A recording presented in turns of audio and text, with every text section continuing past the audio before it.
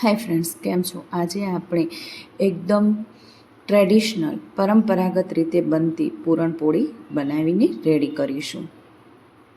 પૂરણપોળી આપણે એકદમ ટ્રેડિશનલ રીતે બનાવીશું.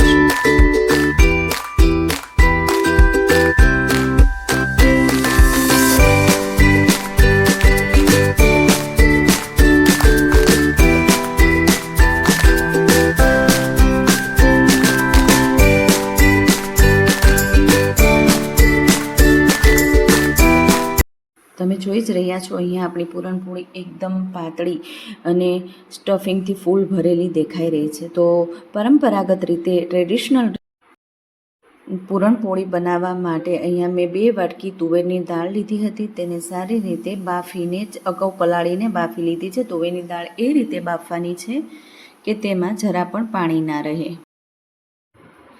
તો પૂરણપોળીનું સ્ટફિંગ તૈયાર કરવા માટે અહીં કડાઈમાં ઘી ગરમ કરવા મૂક્યું છે. ઘી 2 ટેબલસ્પૂન જેટલું ઘી ગરમ કર્યું છે અને જે પાણી વગર, પાણી ના રહે એ રીતે બાફેલી, એકદમ કોરી કોરી રહે એવી બાફીને તૈયાર કરેલી તુવેરની દાળ તેમાં નાખી દીધી છે. હવે આપણે તેને ઘીમાં સારી રીતે શેકવાની છે.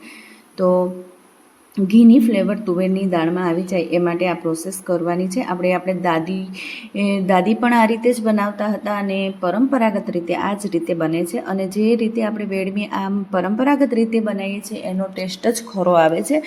અત્યારે વેડમી બનાવવાના જુદા જુદા બધા આઈડિયા વાપરતા હોય છે, જુદી જુદી રીત વાપરતા હોય છે, પણ સાચી રીત તો આ જ છે. મેં 2 વાટકી તુવેરની દાળ લીધી છે, એની સામે 1 વાટકી ગોળ લીધો છે. અત્યારે હું થોડો ગોળ યુઝ કરી રહી છું. છેલ્લે હું તમને જણાવીશ કે કેટલો કુલ ગોળ આમાં વપરાયો છે. લગભગ તો 1 વાટકી ગોળ જતો જ રહેવાનો છે. તો આ રીતે આપણે દેશી ગોળ નાખું છું. તમે ખાંડ અને ગોળ બંને મિક્સ કરીને પણ લઈ શકો છો, અથવા તો એકલી ખાંડ પણ લઈ શકાય છે. પણ આપણે ઘરમાં જ ખાવાની છે અને ગોળ શરીર માટે પણ સારો, માટે હું ગોળમાં બનાવી રહી છું. અને આનો ટેસ્ટ પણ ખૂબ જ સરસ આવે છે આ વેડમીનો. અત્યારે આપણે મોટા રેસ્ટોરન્ટ હોય, ગમે ત્યાં હોય, વેડમી તો મળતી જ હોય છે અને ત્યાં વેડમીનો ટેસ્ટ પણ આપણને ખૂબ જ સરસ લાગતો હોય છે. કે આ લોકો કેવી રીતે વેડમી બનાવતા હશે એવો પ્રશ્ન આપણા મનમાં થતો હોય છે. તો આપણે આજે એ જ સ્ટાઇલ, રેસ્ટોરન્ટ સ્ટાઇલ જ ખૂબ જ સરસ, એકદમ ટ્રેડિશનલ રીતે આપણી વેડમી બનીને તૈયાર થશે. પૂરણપોળીને અમુક લોકો વેડમી તરીકે પણ ઓળખતા હોય છે. તો આ રીતે ગોળ નાખ્યા બાદ આપણને તેમાંથી થોડું પાણી છૂટે છે. એટલે ગોળનું પાણી છૂટશે એટલે એકદમ પહેલાં લિક્વિડ જેવું થઈ જશે અને પછી ધીમે ધીમે ગોળનું પાણી બળશે એમ એનું પર થીક થતું જશે. તો આ રીતે તમે જોઈ રહ્યા છો, થોડું ધીમે ધીમે થીક થઈ રહ્યું છે. તો અહીંયા બધું જ ગોળનું પાણી બળી ગયું હોય એવું લાગે છે અને સારું એવી થિકનેસ પણ પૂરણની આવી ગઈ છે. તો આપણે તેને થોડું હલાવતા જવાનું વચ્ચે કે નીચે ચોટે નહીં તેનું ખાસ ધ્યાન રાખવાનું છે. મેં અહીંયા નોનસ્ટિક કઢાઈ લીધી છે એટલે ચોંટવાની શક્યતા ઓછી છે. પણ જો તમે કોઈ સ્ટીલનું કે એલ્યુમિનિયમનું વાસણ વાપરતા હોય તો એને થોડી વારે તમારે હલાવતા રહેવું. તો અહીંયા આપણું પૂરણ સરસ થીક એવું દેખાઈ રહ્યું છે. દેખાતા જ આપણને ખબર પડી જાય છે કે આ થીક થઈ ગયું છે, બધું જ પાણી બળી ગયું છે. જો આ રીતે ચમચામાં લેતા પણ નીચે પડતું નથી તો આપણે અંદાજ આવી જાય છે કે આ પૂરણ પરફેક્ટ છે. જો તમારું પૂરણ આવું થીક ના થતું હોય, ઢીલું રહેતું હોય તો તેને થોડીવાર માટે વધારે ગેસ પર ચલાવવું અને કાં થોડો ચણાનો લોટ શેકીને પણ એડ કરી શકાય છે. અહીંયા હું ઇલાયચી ખાંડીને લીધી છે, 6-7 ઇલાયચી લીધી છે. આ સમયે તમે જાયફળ પણ એડ કરી શકો છો, પણ હું જાયફળ નાખતી નથી. પોતાના ટેસ્ટ પ્રમાણે નાખી શકાય છે.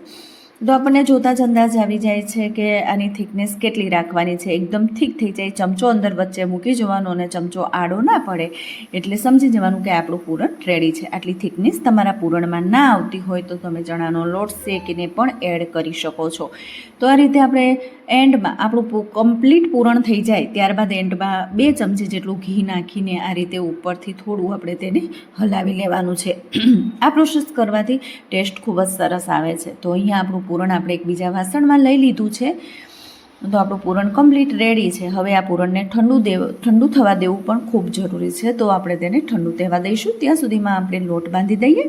તો અહીંયા મેં 2 વાટકી નહીં પરંતુ 1.5 વાટકી ઘઉંનો જે રોટલી માટેનો લોટ આવે છે તે જ લીધો છે. આ વાટકી ભરીને 1.5 વાટકી લોટ લીધો છે.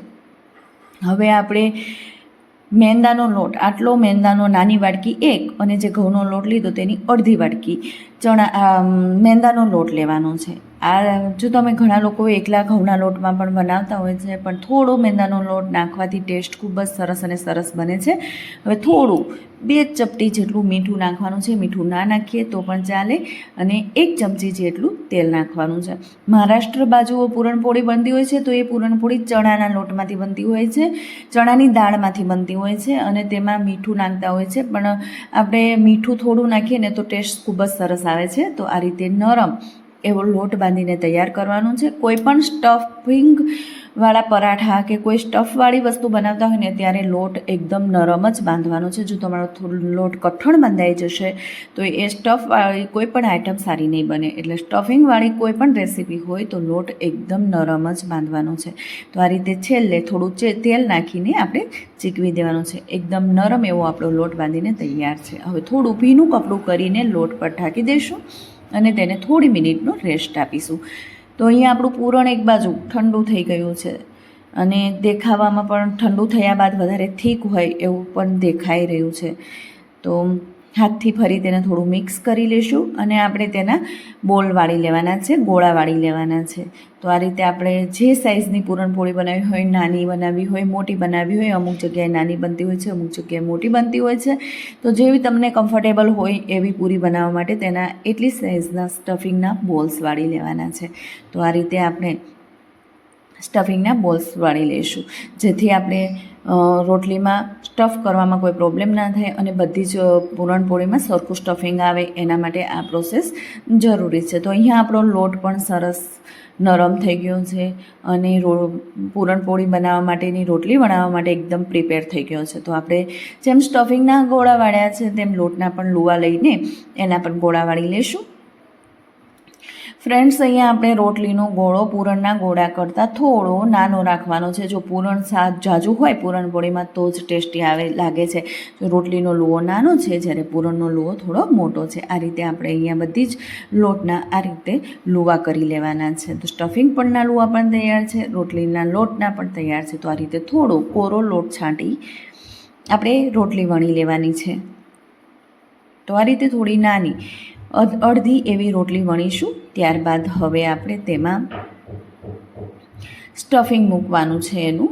તો આ રીતે આપણે જે સ્ટફિંગનો પેલો ગોળો કરીને તૈયાર કર્યો છે તે મૂકી દઈશું અને આ રીતે લોટ પકડીને તેને વાળતા જઈશું. ઉપરથી જે વધારાનો લોટ છે તેને આપણે કાઢી લેવાનો છે અને સારી રીતે એકદમ હળવા હાથે આપણે તેને પેક કરી દઈશું અને ત્યારબાદ આપણે તેને વણવાની છે. વણતા પહેલાં તેના પર કોરો લોટ છાંટવો ખૂબ જ જરૂરી છે. તો આપણે જે રોટલીનો લોટ આવે છે તે જ હું અટામણ તરીકે તે જ લોટનો યુઝ કરી રહી છું.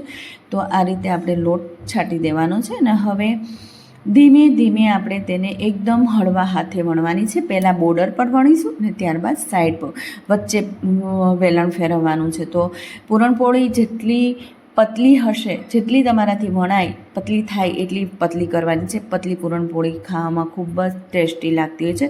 હવે આપણે પૂરણપોળી વણાઈ જાય પછી આપણને એવું લાગે કે ક્યાંક થિકનેસ રહી ગઈ છે તો એના પર આપણે આ રીતે હાથ ફેરવી દઈશું અને જ્યાં થોડું જાડું લાગતું હોય ત્યાં આપણે હાથ ફેરવીશું તો પાતળું થઈ જશે, કેમ કે લોટ પણ નરમ છે અને અંદર સ્ટફિંગ જાજુ છે એટલે આરામથી આપણી હાથ વડે તે એકદમ સરસ થઈ જશે. તો આ રીતે આપણી પૂરણપોળી બનીને તૈયાર છે. હું અહીંયા થોડી મોટી બનાવી રહી છું, આપ આપણી ઈચ્છા પ્રમાણે બનાવી શકો છો. તો લોઢી પણ ગરમ કરવા મૂકી દીધી હતી. બહુ લોઢીનું ટેમ્પરેચર ખૂબ ઇમ્પોર્ટન્ટ છે, બહુ ગરમ ના હોય તેનું ખાસ ધ્યાન રાખવું. તો આ રીતે આપણે તેને બંને સાઈડ પર શેકવાની છે.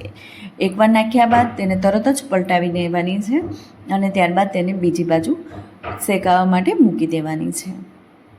તો આ રીતે બંને બાજુ આપણી જે પૂરણપોળી છે એ શેકાઈ ગઈ છે. તો હવે આપણે ત્યારબાદ બંને બાજુ સરસ શેકાઈ જાય ત્યારબાદ જ આપણે તેના પર ઘી એપ્લાય કરીને સહેજ તળી લેવાની છે. તો બંને સાઈડ શેકાઈ ગઈ છે. હવે આપણે થોડું થોડું ઘી મૂકીશું અને તેને શેકી લઈશું. ઘણા લોકો ડીપ ફ્રાય પણ ઘીમાં કરતા હોય છે, એવી રીતે પણ કરી શકાય. એવું કરવા પાછળનું કારણ એવું હોય છે કે પડ તેનું ક્રિસ્પી બને, પણ આપણે એમાં મેંદાનો લોટ ઉમેર્યો છે ને એનું જ રીઝન એ છે કે ક્રિસ્પી બને. આ રીતે તમે સેલો ફ્રાય કરશો ને તો પણ પરાઠાની જેમ તળશો ને તો પણ તમારું ઉપરનું પડ ક્રિસ્પી જ બનવાનું છે અને ખાવામાં તો એટલી ટેસ્ટી લાગશે કે તમને એવું થશે કે હું વારંવાર આ રીતે જ પૂરણપોળી બનાવીને રેડી કરું. તો આ રીતે આપણે બંને સાઈડ ઘી મૂકીને તેને તળી લેવાની છે. તો એકદમ ફૂલીને દડા જેવી દેખાઈ જ રહ્યું છે, સરસ ફૂલીને દડા જેવી આપણી પૂરણપોળી થઈ રહી છે અને પાછી એકદમ પાતળી અને અંદર સ્ટફિંગ પર ભરપૂર પ્રમાણમાં હશે. તો ચોક્કસથી જો તમે આ રીતે એકેય વાર બનાવી નથી ટ્રેડિશનલ રીતે, તો એકવાર ચોક્કસથી ટ્રાય કરજો. તો એકદમ સરસ ક્રિસ્પી ફૂલેલી દડા જેવી આપણી પૂરણપોળી રેડી છે. આ જ રીતે આપણે બીજી પૂરણપોળી પણ રેડી કરી દઈશું. મિત્રો, જો તમને મારી આ રેસીપી ગમી હોય તો મારી ચેનલને હજી સબસ્ક્રાઈબ નથી કરી તો ચોક્કસથી કરી લેજો અને લાઈક, શેર અને કરવાનું ભૂલતા નહીં. તો આ રીતે આપણે બીજી પૂરણપોળીને પણ બે સાઈડ શેકી ત્યારબાદ તેને બંને સાઈડ ઘીથી શેકી લઈશું.